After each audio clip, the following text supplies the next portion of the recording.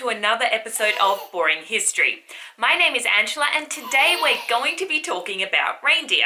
The fact that Santa has a sleigh that's pulled by reindeer and not horses or even huskies, an equally cute contender, is a fact that is accepted without question. And I mean, why not? It's the perfect image. Santa, a sleigh, reindeer, all backlit by moonlight.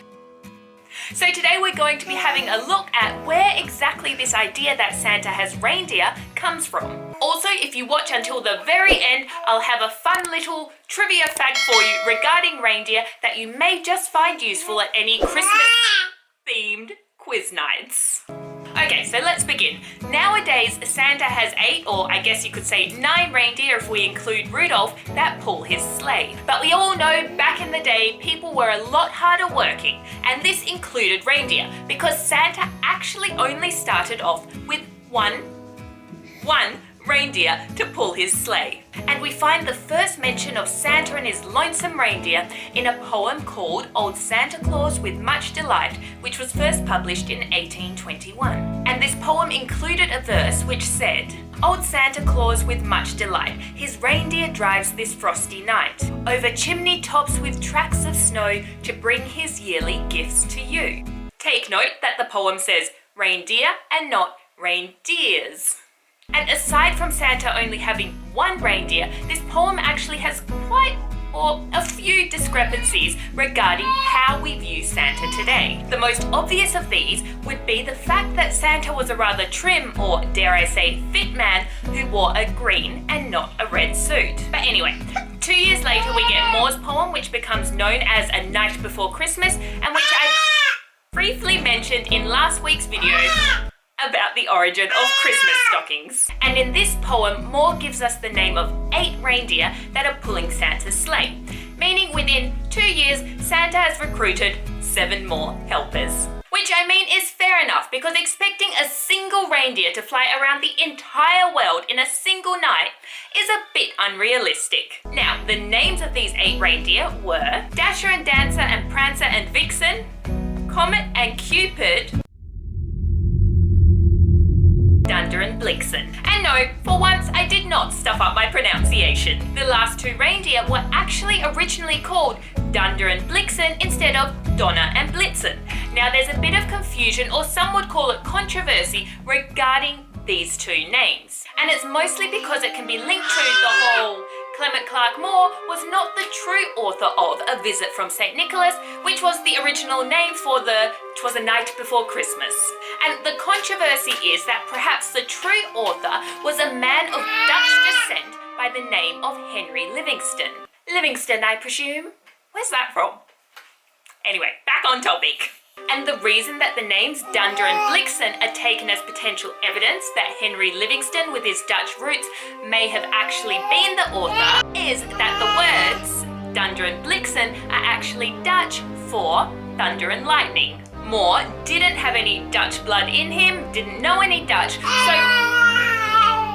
so people were like, it doesn't make sense that he would have used these 2 Dutch names. And then in 1937, when the poem was republished by a different publisher, the names Dunder and Blixen were changed to Dunder and Blitzen. And it's suspected that these names may have been changed to make them more aligned with how the English-speaking people were saying them anyway. But that's not the end of it, because people became even more suspicious of Moore when in 1944 he republished his own poem and he kept the adaptation of the 2 new names. And it's been said that one reason for this may have been that Moore knew German and not Dutch. And because the German word for thunder is Donner, he may have looked at this new adaptation, Donder, and not seen much of a difference. In other words, he got confused between the German and the Dutch, and he was just like, you know what, close enough, let's leave it. But nothing has been proven 100%, and honestly, there are just lots of theories floating around. Do you know any theories? If yes, let me know in the comments down below. Now, regarding when did Donder become the more well-known Donner?